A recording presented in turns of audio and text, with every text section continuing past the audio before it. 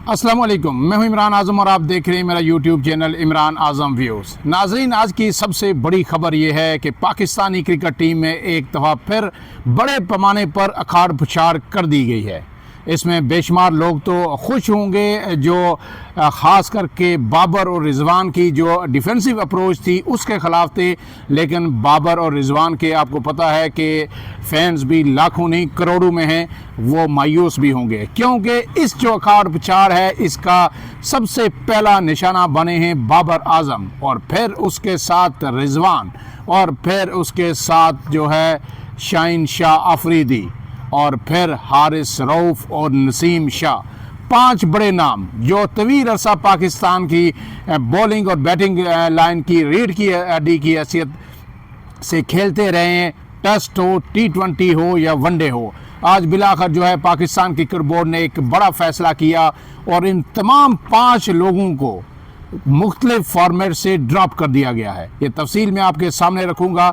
ये basically squad announce किया गया है जो आइंदा हफ्ते न्यूजीलैंड का दौरा होना है पाकिस्तान क्रिकेट टीम का, जिसमें 5 T20 और 3 वनडे खेले जाएंगे। इसमें T20 की जो कैप्टन हैं उन्हें भी तब्दील किया गया है, मोहम्मद रिजवान को अपने ओहदे से फारग कर दिया गया है और नया कप्तान तैनात किया गया है।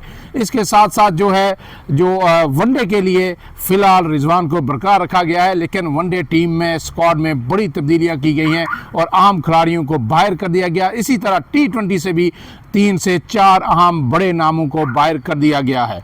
अब मैं इसके सामने आपके सामने तफसीलात ये रख देता हूँ कि बाबर, रिजवान, शाहीन, नसीम, हारिस, ये तमाम लोग अब जो है हर तरह की क्रिकेट नहीं खेलेंगे। जिस तरह पहले कहा जाता था कि लाजम व मलजूम है कि हर फॉर्मेट के अंदर ये खिलाड़ी ज़रूर मौजूद होंगे, अब कोई लाजिम व मलजूम नहीं रहा और ये सब कुछ हुआ जो चैम्पियंस ट्रॉफी में पाकिस्तानी क्रिकेट टीम की कारकर्दगी रही और इससे पहले जो ट्राई नेशन सीरीज़ थी उसमें जो कारकर्दगी रही, उसके बाद हर तरफ से दबाव था।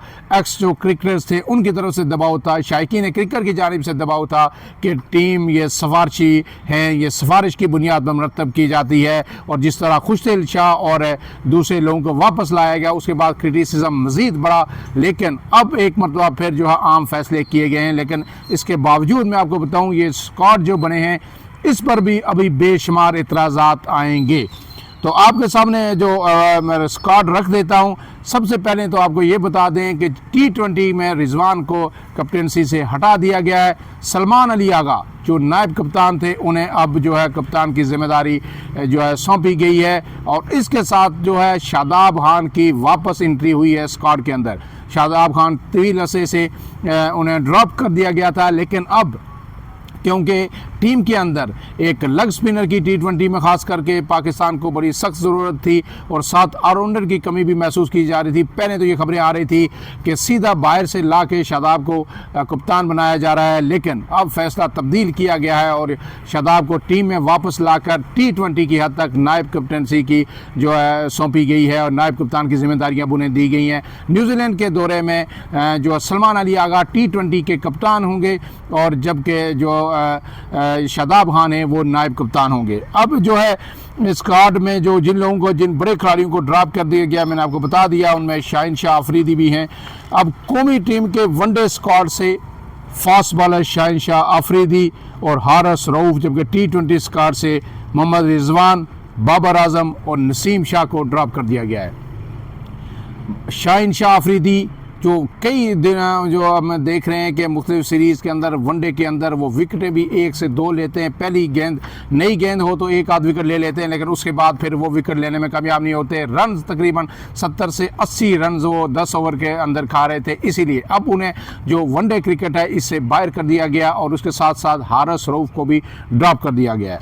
अब जो T20 में जो है उनमें शाहीन शाह अफरीदी को फ़िलहाल क्योंकि वो बैटिंग कुछ बेहतर कर लेते हैं इसलिए उन्हें T20 में रखा और T20 में 4 ओवर उन्हें करने होते हैं, नई गेंद से ही करने होते हैं, इसलिए उन्हें T20 में रखा गया है, जबकि मोहम्मद हारिस को जो है T20 से ड्रॉप किया गया है। इसके साथ साथ जो है मोहम्मद रिजवान को, बाबर आज़म को और नसीम शाह को, इन 3 को जो है T20 से ड्रॉप किया गया है, जबकि हारिस रऊफ को भी T20 में रिटेन किया गया है ताकि 4 ओवर की गेम है, शॉर्ट गेम है, तो इसमें वो कुछ ना कुछ कर सकते हैं। वो पुरानी गेंद से भी बॉल कर लेते हैं, लेकिन अहम बात यह है कि वनडे क्रिकेट से अब जो है मेरे ख्याल में शायद वापसी जल्दी मुमकिन न हो शाहिनशाह अफरीदी की और हारिस रऊफ की। जबकि T20 में अगर ये जो नौजवान लड़के, जो नौजवान स्क्वाड बनाया गया है, ये अगर परफॉर्म करते हैं तो फिर रिजवान की जो डिफेंसिव अप्रोच है, जिस बुनियाद पर उन्हें T20 की कप्तानी से भी हाथ धोना पड़ा, वो भी अपनी जगह बना नहीं सकेंगे दोबारा,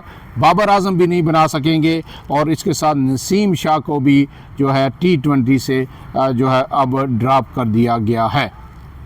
इसके बाद 15 रुकनी स्क्वाड जो है मोहम्मद रिजवान की कैप्टनसी में जो है एक रोज़ा स्क्वाड, वो आपके सामने रख देता हूँ कि कौन से नए खिलाड़ियों की एंट्री हुई है।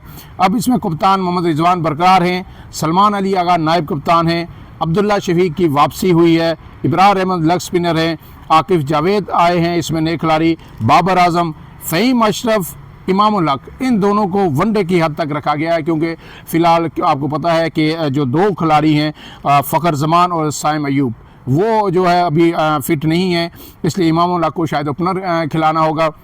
फ़हीम अशरफ एक ऑलराउंडर की कमी है, बॉलिंग ऑलराउंडर पाकिस्तान के पास इस वक्त कोई जेन्युइन मुस्तनद ऑलराउंडर नहीं है, इसलिए फ़हीम अशरफ को भी एक और मौका दिया गया है। इरफान खान नियाज़ी, जिनके बारे में जो है साबिक पाकिस्तान के कोचेस थे गिलेस्पी, उन्होंने भी कहा था कि इनको हर सूरत टीम में होना चाहिए, बहुत अच्छे फील्डर हैं और हार्ड हिटर हैं। इरफान खान नियाज़ी को मिडिल ऑर्डर में वापस लाया गया है। खुशदिल शाह को फिर बरकरार रखा गया है। कुछ मैचेज जो चैंपियंस ट्रॉफी के थे उनमें 2 इनिंग्स अच्छी खेली, इसलिए उन्हें एक मौका और दिया गया है। मोहम्मद अली को फास्ट बॉलर को वापस लाया गया। वसीम जूनियर, जो किसी हद तक आप उन्हें ऑलराउंडर भी कह सकते हैं, लेकिन वो बॉलिंग ऑलराउंडर हैं, उन्हें वापस लाया गया है। नसीम शाह को वनडे की हद तक रखा गया है, लेकिन मैंने आपको बताया कि T20 से ड्रॉप किया है। सुफियान मुकीम जो लेग स्पिनर हैं, सुफियान मुकीम लेफ्टी हैं, बाएं हाथ से बॉलिंग करते हैं और बड़ी उनकी जो अच्छी परफॉर्मेंस रही है रिसेंटली जो उन्होंने मैचेस खेले हैं, तो लिहाजा इसकी एक बड़ी ज़रूरत थी स्पिनर की पाकिस्तान को। सुफियान मुकीम के बारे में भी गिलेस्पी ने कहा था कि उन्हें रखना चाहिए, दूसरे क्रिकेटर्स ने भी तनकीद की थी जब उनको ड्रॉप किया गया था, उन्हें वापस स्पिनर को लाया गया। तैयब ताहिर को एक मौका और दिया गया है। ये जी 15 रुकनी स्क्वाड है वनडे का।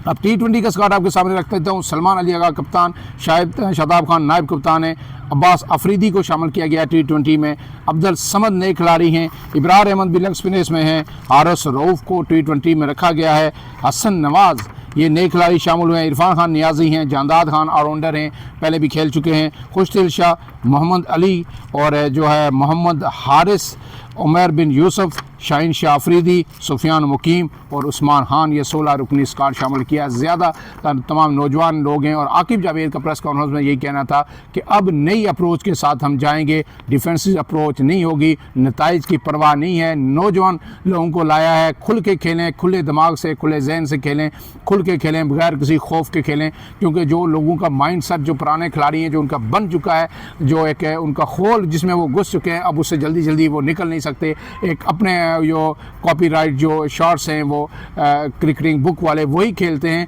लेकिन T20 आपको पता है कि अब ऐसा फॉर्मेट है कि इसमें वो बुक शॉट नहीं खेले जाते, अब उल्टी सीधी जिस तरह भी मारनी है, रन जो है हासिल करने हैं और खुल के खेलना है, इसीलिए जो है अब नए खिलाड़ियों को जो है मौका दिया गया है। फ़खर जमान और साइम अयूब क्योंकि दोनों अनफिट हैं, साइम तो आपको पता है एंकल इंजरी की वजह से अनफिट हुए थे, अभी तक वो वापस टीम में नहीं आ सके, और फ़खर को मसल जो उनका इशू हुआ था उसके बाद नहीं आ सके, दोनों वापस आएंगे तो यकीनन जो है ये दोनों वनडे भी में ओपनिंग करेंगे और T20 में भी करेंगे, और लेकिन अभी तक इनको ज़ेर गौर नहीं लाया गया। एक खिलाड़ी जिसको किसी फॉर्मेट में ज़ेर बहस नहीं लाया गया वो मोहम्मद हसनैन है, फास्ट बॉलर, पेस उनकी बहुत है, लेकिन तवील अरसे से क्रिकेट खेलते हुए, लेकिन मेरे ख्याल में उन्होंने सीखा कुछ नहीं है, सिर्फ जोर ही लगा रहे हैं। T20 में जो ये PSL और दूसरे फॉर्मेट्स होते हैं इनमें कुछ बेहतर बॉलिंग करते हैं, जब भी वापस उस बुनियाद पर उन्हें इंटरनेशनल क्रिकेट में लाया जाता है तो फिर वही उनकी न लाइन और लेंथ है, और 70-70 80-80 रन वो खा रहे हैं।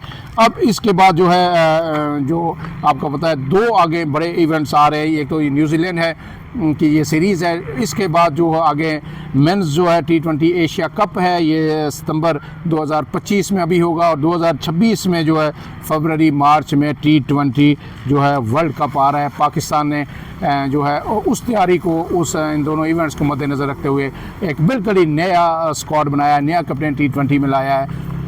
तो ये है कि अब नताइज आएंगे और जो है टीम जो है जो एक नई अप्रोच के साथ आगे बढ़ेगी, और जो है इसके बाद जो है एक आपको नई क्रिकेट पाकिस्तान में ख़ास करके T20 की हद तक देखने को मिलेगी। मोहम्मद रिजवान ने, आपको पता है कि जब से वो आए थे उन्होंने वाइट बॉल क्रिकेट की कैप्टनसी संभाली थी, तो पाकिस्तान ने बैक टू बैक 3 सीरीज़ जो है जीती हैं। उसमें जो है ऑस्ट्रेलिया और जनूबी अफ्रीका के ख़िलाफ़ भी आपको पता है कामयाबी हासिल की, जो बहुत बड़ी कामयाबी थी। लेकिन उसके बाद हालिया जो ट्राई नेशन सीरीज़ थी उसमें और चैंपियंस ट्रॉफी की कारकर्दगी को जवाज़ बनाते हुए और उनके अप्रोच को देखते हुए बड़ी टीम में तब्दीलियाँ की गई हैं। तो है कि अल्लाह करे ये जो तब्दीलियाँ हुई हैं ये अच्छी साबित हों और हमारे जो प्लेयर्स हैं वो शायकीन क्रिकेट को मायूस न करें। फ़िलहाल के लिए इतना ही। इमरान आज़म को दीजिए इजाज़त। अल्लाह हाफ़िज़।